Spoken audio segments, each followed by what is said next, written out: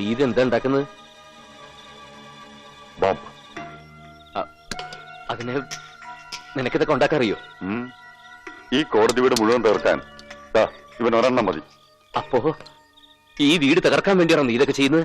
അല്ലട വട്ട. ഡോക്ടർ റസിയെ കല്യാണം കഴിക്കാൻ പോകുന്ന ഒരു ഷാജഹാനിലെ അവനൊരു വലിയ ബംഗ്ലാവ് പണിതിട്ടുണ്ട്. അതിന്ന് രാത്രി ഒരു പിടിച്ചാരോയിട്ട് മാറും. എന്തിന്? അവനെ ഞാൻ ചെന്ന് കണ്ടിരുന്നു.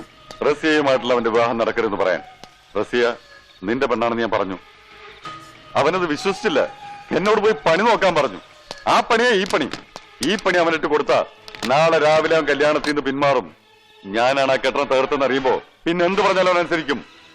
നിന്റെ റസിയെ നിനക്ക് തന്നെ കിട്ടും ജയകൃഷ്ണ. കിട്ടും. പക്ഷെ കിട്ടാൻ പോകുന്ന എനിക്കല്ല, രാധിക.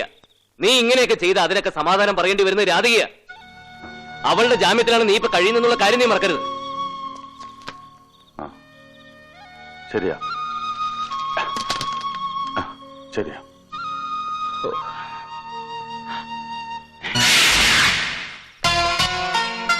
ഇത് വളരെ അപകടകാരിയായ മെഡിസിനാ. ഒരു കുഴപ്പമില്ലാത്ത ഒരാളിൽ കുത്തിവെച്ചാൽ പോലും 3-4 ദിവസം അയാൾ നോർമൽ അല്ലാത്ത രീതിയിൽ പെരുമാറും. അതെ, അത് തന്നെയാണ് എനിക്ക് വേണ്ടത്. അവനൊന്ന് നോർമൽ അല്ലാത്ത രീതിയിൽ പെരുമാറി കിട്ടിയാൽ മാത്രം മതി. അവന്റെ ഒരു ബോംബും അവനെ കോടതിയിൽ ഹാജരാക്കി ആശുപത്രിയിൽ അടക്കാനുള്ള വിധി ഞാൻ നേടും. Thank you. പിന്നൊരു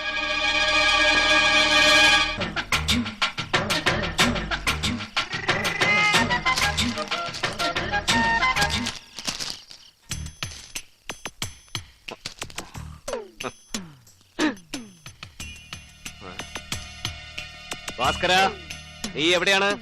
വെറുതെ ഒളിച്ചിരുന്ന് എന്നെ പേടിപ്പിക്കണ്ട. പുറത്തുവാ ഭാസ്കര.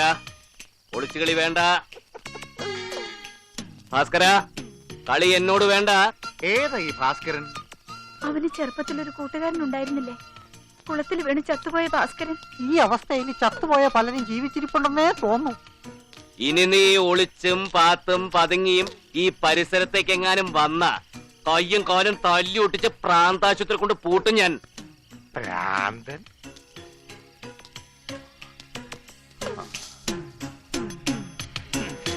ജയകൃഷ്ണ, അമ്മാവാ. എന്താ അമ്മാവ, സുഖമായിരിക്കുന്നു? നിന്റെ കയ്യിൽ എന്താ? അത് പിന്നെ ഒരുപാട് നാളായി അമ്മാവന് കുറച്ച് ചന്ദനത്തിന് മേടിക്കണം എന്ന് വിചാരിക്കുന്നു. ഇരിക്കട്ടെ, വെച്ചോളൂ. അയ്യോ ചേച്ചി, ചേട്ടന്റെ കത്തൊക്കെ വരാറില്ലേ? അശ്വതി, നന്നായിട്ട് പഠിക്കണം കേട്ടോ, അല്ലെങ്കിൽ അടി മേടിക്കും. എന്താടാ? ഞാനൊരു സംശയം ചോദിച്ചോട്ടെ സാർ? ഈ ബാങ്ക് ഓഫ് കൊച്ചി എവിടാ? ബാങ്ക് ഓഫ് കൊച്ചി നിന്റെ അമ്മായി. ജയേട്ടന്റെ കയ്യിലെന്താ? ഒന്നുമില്ല. മറ്റേ കയ്യിലെന്താ? മറ്റേ കയ്യിലൊന്നുമില്ല.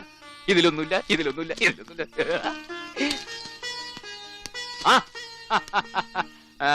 നിനക്ക് സുഖമല്ലടാ രോമനാരായണ. ലേഡീസ് ആൻഡ് ജെന്റിൽമെൻ, അവന്റെ മനസ്സിന്റെ പ്രയാസം എന്താണെന്ന് എനിക്കറിയാം. അതൊന്നും ഇനി പറഞ്ഞിട്ട് കാര്യമില്ല. ഒരു കാര്യം മാത്രം പറയാം.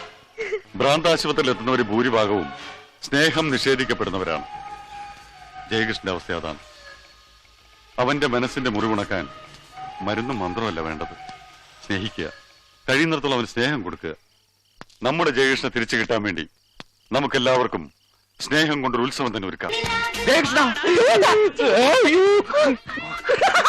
ഭാസ്കര, ഓടല്ലേ ഓടല്ലേ, അവിടെ പൊന്നപ്പ ആകെ കുഴപ്പമായി. ഓടി രക്ഷപ്പെട്ടോ. എല്ലാരും കൂടെ പിടിക്കാതെ. പശുവിനെ കുത്തിരോ. എന്താ സാറേ?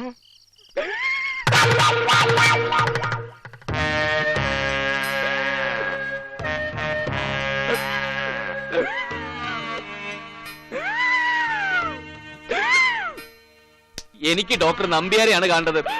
കാണാം, അതിനുമ്പ് കണ്ണും തുറക്കും. പിന്നെ ഇത്രയും നേരം ഞാൻ തുറന്നത് കണ്ണല്ലാതെ. പ്ലീസ് നമ്പ്യാർ ഡോക്ടറെ വിളിക്കുക. ഇത് പ്രശ്നം വേറെയാ. Relax relax relax. Doctor Nambiar സ്ഥലം മാറിപ്പോയി, പകരം വന്ന ഡോക്ടറാണ് ഞാൻ. അയ്യോ എന്ന് പറഞ്ഞാൽ ശരിയാവില്ല. ഡോക്ടർ നമ്പ്യാർക്ക് മാത്രമേ എന്റെ പ്രശ്നങ്ങൾ അറിയൂ. ഓക്കെ, താങ്കൾ ഭയപ്പെടണ്ട. പ്രശ്നം എന്താ വെച്ചാ എന്നോട് പറയൂ. I can help you. പറയൂ മിസ്റ്റർ ജയകൃഷ്ണൻ.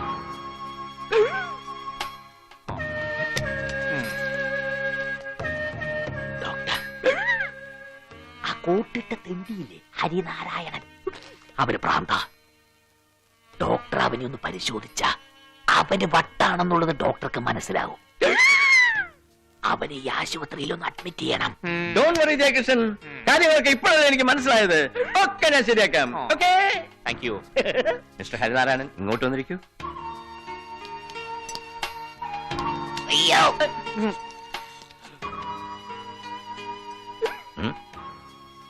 ഹരിക്ക് ഉറക്കം നല്ല പോലെ കിട്ടുന്നുണ്ടോ? ഉവ്വ്. സൂര്യൻ അസ്തമിച്ച അപ്പ ഞാൻ ഉറങ്ങിപ്പോവും. താങ്കൾക്കോ? എന്റെ ഉറക്കമൊക്കെ പോയിട്ട് നാളെ എത്രയായി ഡോക്ടർ? ഞാൻ നേരത്തെ പറഞ്ഞില്ലേ മറ്റേത്. ആ, അതെ അതെ അതെ. തലയുടെ പിൻഭാഗത്ത് ഒരു പെരുപ്പ് പോലെ തോന്നുന്നുണ്ടോ? എന്നോടാ പെരുപ്പ് പെരുപ്പ് പെരുപ്പ്? അല്ലല്ല, ജയേഷിനോടാ. ഡോക്ടർ എനിക്കല്ല, ഞാൻ നേരത്തെ പറഞ്ഞില്ലേ. ഓ യെസ് യെസ്. ഉറക്കമില്ലാതെ കിടക്കുമ്പോ എഴുന്നേറ്റ് ഓടണമെന്ന് തോന്നുന്നുണ്ടോ ജയകൃഷ്ണന്? ജയേട്ടൻ അവിടെ ഇരിക്കും. രാധിക, നിനക്ക് മനസ്സിലായില്ലേ? ഇയാളെന്നെ ഭ്രാന്തനാക്കാൻ നോക്കുക. എനിക്ക് ഡോക്ടർ നമ്പ്യാരെ കാണണം, അല്ലെങ്കിൽ ഡോക്ടർ റസിയെ. ഡോക്ടർ നമ്പ്യാർ ബാംഗ്ലൂരാ. പിന്നെ ഇന്ന് റസിയുടെ കല്യാണം അല്ലേ? ഇദ്ദേഹം വളരെ പേര് കേട്ട ഡോക്ടറാ മോനെ. ജയകൃഷ്ണ, ഇതെന്താണെന്ന് പറയാമോ? നിന്റെ അമ്മയുടെ നായര് ഒരു ഊശാടിയും വെച്ച ഡോക്ടറാണെന്ന് പറഞ്ഞ് നടന്നിട്ട് കാര്യമില്ല. കോമൺ സെൻസ് വേണം. Common sense. പ്ലീസ്. എന്റെ രാധയെ 3-4 മണിക്കൂറോട് കഴിഞ്ഞ് എന്റെ നിലയാകെ വഷളാവും. അതിനുമുമ്പ് എനിക്ക് നിന്നോട് ചിലത് പറയാനുണ്ട്. നീ വാ. ചേട്ടാ, അതൊക്കെ പിന്നെ പറയാം. ഇപ്പൊ ഡോക്ടർ പറയുന്ന അനുസരിക്ക്. രാധികേ, മോനെ, എന്തിനാണ് ഇങ്ങനെ എല്ലാരും വിഷമിപ്പിക്കുന്നത്? അവിടെ ചെന്ന് ഇരിക്കും. ചീ. ചേട്ടാ പ്ലീസ്. അശ്വതി, സാറേ, എന്റെ പൊന്ന് സാറല്ലേ, പറയുന്ന ഒന്ന് കേൾക്ക്. മരുന്ന് കഴിച്ചാൽ മാറാത്ത അസുഖമൊന്നുമില്ല. ഒന്ന് നിർത്തണ്ടേ. എനിക്ക് യാതൊരു കുഴപ്പമില്ല. എനിക്ക് ഒരു കുഴപ്പമില്ല. രാധികേ, നീയെങ്കിലും എന്നെ വിശ്വസിക്കണം. എന്റെ കൂടെ ഒന്ന് വരണം. നിന്നോട് ചില കാര്യങ്ങൾ എനിക്ക് പറഞ്ഞേ പറ്റൂ. ഞാൻ വരാം. നോ, ഈ സമയത്ത് ഇവനെ കൊണ്ട് പുറത്തു പോകുന്ന അപകട. അത് സാരല്ല, ചേട്ടൻ വരും. Mrs Radhika Menon, what the hell are you doing? ഈ അവസ്ഥയിൽ അയാളെ വെളിയിൽ വിടാൻ പറ്റില്ല. നിന്നെയൊക്കെ ഡോക്ടറാക്കി അവന് മുക്കാലി കെട്ടിയെടുക്കണം. രോഗിയെ കണ്ട തിരിച്ച് വയ്യാത്ത നായേ. ജയകൃഷ്ണൻ, please, ജയകൃഷ്ണൻ. പിടിക്ക്. ഷോക്ക് കൊടുക്കേണ്ടി വരും ഡോക്ടർ. ഡെഫിനറ്റ്ലി.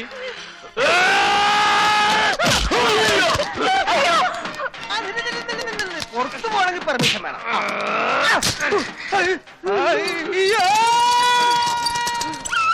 എടാ പൊന്നപ്പ, എല്ലാരും കൂടി എന്നെ പ്രാന്തനാക്കി ഇതിനകത്തിട്ട് പൂട്ടാൻ പോവാ. നീ ഒന്ന് പറ, എനിക്കല്ല അവനാണ് വട്ടെന്ന്.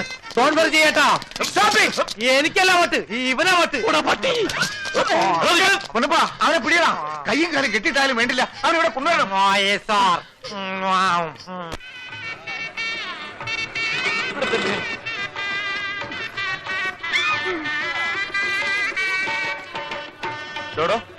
കാശ് തന്നിട്ട് പോടോ. സോറി, കാശ് എടുത്തിട്ടില്ല. വെയിറ്റ് ചെയ്യ്, ഞാൻ അകത്തുനിന്ന് മേടിച്ചു തരാം. വെയിറ്റ് ചെയ്യാനൊന്നും പറ്റില്ല. മര്യാദയ്ക്ക് കാശ് തന്നിട്ട് പോടോ. ആശാൻ എന്നെ തടയരുത്. എനിക്ക് ഡോക്ടർ അത്യാവശ്യമായിട്ടൊന്ന് കണ്ടേ പറ്റൂ. പ്രശ്നം അതീവ ഗുരുതരമാണ്. ഭ്രാന്താശുപത്രി മുമ്പേ നിന്ന് കയറിയപ്പോഴേ ഞാൻ വിചാരിച്ചതാ ഭ്രാന്തനായിരിക്കും. എന്താ എന്താ എങ്ങോട്ട് ഈ തള്ളി കയറി പോണത്? ഫോൺ കോൺഫിഡൻഷ്യലാ. എനിക്ക് ഡോക്ടർ റസി ഒന്ന് കാണണം, വളരെ അത്യാവശ്യം. ഇന്ന് ഡോക്ടറുടെ കല്യാണം, പേഷ്യന്റിനെ നോക്കാൻ പറ്റില്ല. മാഷെ, ഞാൻ പേഷ്യന്റ് അല്ല, ഡോക്ടറുടെ ഫ്രണ്ടാ. തോന്നും, ഫ്രണ്ടാണെന്നും ബാക്കാണെന്നും ഒക്കെ തോന്നും. മക്കള് പോയിട്ട് 2 ദിവസം കഴിഞ്ഞിട്ട് വാ. പേഷ്യൻ കെട്ടിന്റെ അടുത്തുണ്ടല്ലോ. നീയോ? അല്ല ഞാനാ. എന്റെ ഇഷ്ടമില്ല. ഒന്ന് വീഴാൻ പോയല്ലേ ഉള്ളൂ, അപ്പോഴേക്ക് ഇത്ര വലിയ മുഴയോ? എന്റെ പൊന്ന് സാറേ, ഈ ഗേറ്റിനുള്ളിൽ കയറാൻ നോക്കരുത്. ഈ വാച്ച്മാന്മാർക്കൊക്കെ വട്ടാ. ഈ എന്നെ ഉണ്ടല്ലോ, ഒരു ദിവസം മിനിമം 10 വാച്ച്മാന്മാരെങ്കിലും കഴുത്തെ പിടിച്ച് വെളി തള്ളാറുണ്ട്. മതിൽ ചാർന്നാണ് ബുദ്ധി.